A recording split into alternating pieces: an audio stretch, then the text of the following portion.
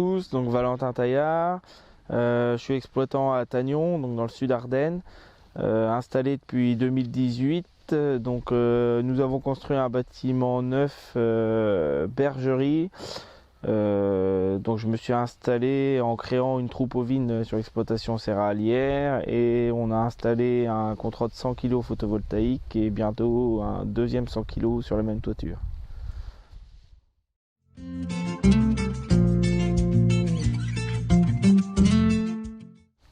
J'ai envie de dire pourquoi pas. Mon bâtiment était neuf, je l'ai conçu en même temps que la conception du bâtiment. J'ai pas conçu le bâtiment pour faire du photovoltaïque, j'ai vraiment fait mon bâtiment d'élevage en me laissant l'opportunité de pouvoir en mettre. Et aujourd'hui, je me retrouvais avec une grande toiture 2000 m², enfin pas tout à fait, 1500 m² orientée sud-est. Je vois pas pourquoi j'en aurais pas mis, quoi. On a fait une étude, c'est rentable. C'est pas ça qui va m'apporter une réelle valeur ajoutée sur l'exploitation, mais ce sera le petit plus qui fera que c'est pas mal, quoi. Donc nous, c'est de la vente exclusive, intégrale. Donc ce sont des contrats sur 20 ans avec ERDF.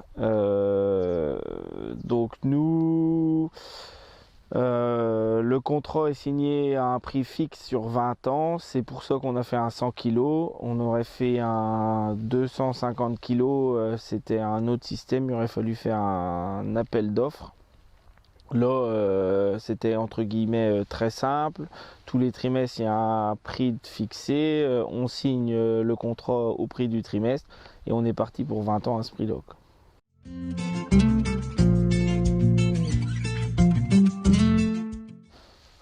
Donc oui, on y réfléchit. Notamment refaire un bâtiment de stockage. Alors, ce qui reste à voir, ce sera l'évolution de la loi. Si les contrats passent à 300 ou 500 kg, aujourd'hui on n'est encore pas fixé. Si réellement ces contrats passent, je pense que oui, on essayera d'autofinancer un bâtiment avec le contrat photovoltaïque dessus, quoi, en fait.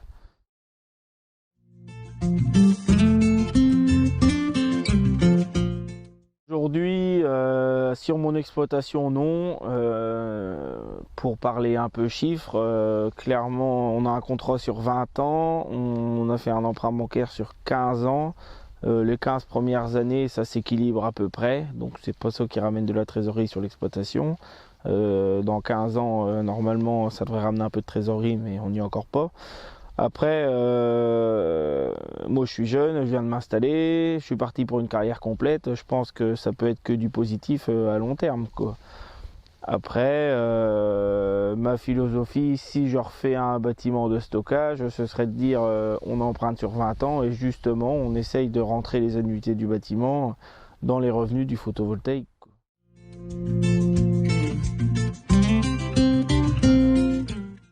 Niveau installation technique, les installateurs gèrent tout dans la globalité. C'est eux qui gèrent les démarches administratives, qui gèrent les études financières, qui gèrent tout le côté technique. Le gros problème, ce sont les raccordements, notamment avec Enedis, où on se perd dans les démarches administratives et dans les délais, en fait. Et ça a été un très gros point noir.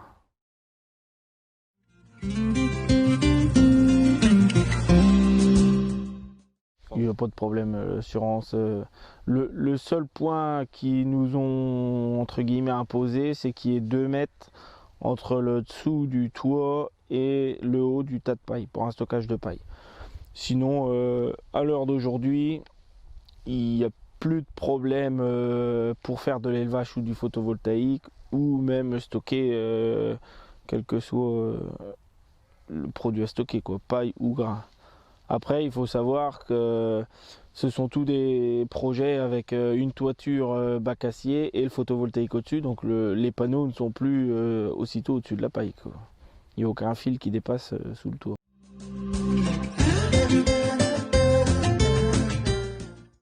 Non, aujourd'hui, moi, mon élevage, tout est rentré dans un logiciel.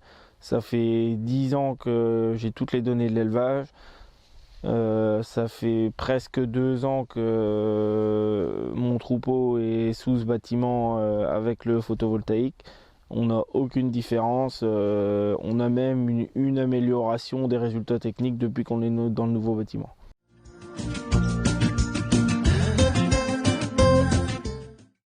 Bon, aujourd'hui, je pense que tout le monde peut se poser la question.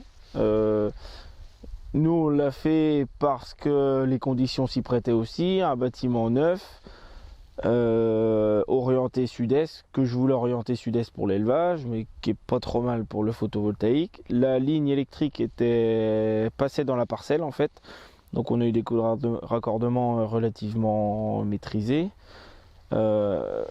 Moi, je pense que il faut que tout le monde se pose la question. Après, il y aura des projets qui sont faisables et il y aura des projets, de par leur éloignement raccordement, ne seront pas faisables en fait.